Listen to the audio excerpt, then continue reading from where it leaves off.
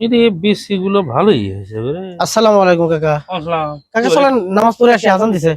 যাও নামাজ। রোজা রমজান মাস বাবা, নামাজ পড়বেন না? রোজা আছি রে বাবা, ফরজ একটা করলি। রোজা আছেন অথচ নামাজ পড়বেন না, এটা কোনো কথা বললেন? আরে বাবা শোনো, ফরজ একটা করলি হয়, নামাজ হোক আর রোজা হোক, দুটোই ফরজ না। এটা নিজের মতো করে বানায় বললে হবে? নিজের মতো বানায় মানে? আচ্ছা তুমি তো কত একটা যুক্তি। বিষয়টা হচ্ছে কিন্তু তোমার বাড়ির যদি মেহমান অনেকদিন পর আসে, হ্যাঁ তাহলে কি করো, তার খেদমত বেশি না?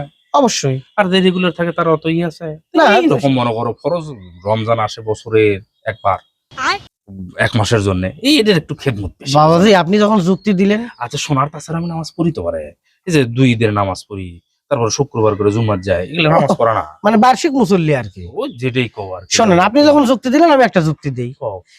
রোজা আছেন অথচ নামাজ পড়তেছেন না, এর মানে কি জানেন? কি? পরনের লুঙ্গি খুলে মাথায় পাগড়ি বাঁধার মতো, এখন কোন তো লজ্জাস্কর বিষয় না? কি? এটাই আমি জাস্ট উদাহরণ দিলাম, এটাই বিষয় না। আপনি যেহেতু যুক্তি দিলেন আমি একটা যুক্তি দিলাম। তার চেয়ে রোজা আছেন নামাজ বাদ দিয়ে রোজা থাকার চেয়ে চলেন পরনের লুঙ্গি খুলে মাথায় পাগড়ি বাঁধার চাইতে পরনের লুঙ্গিও থাক মাথায় পাগড়িও থাক, চলেন নামাজটা পড়ে আসি। চলেন চলেন চলেন। চলো কইলে তখন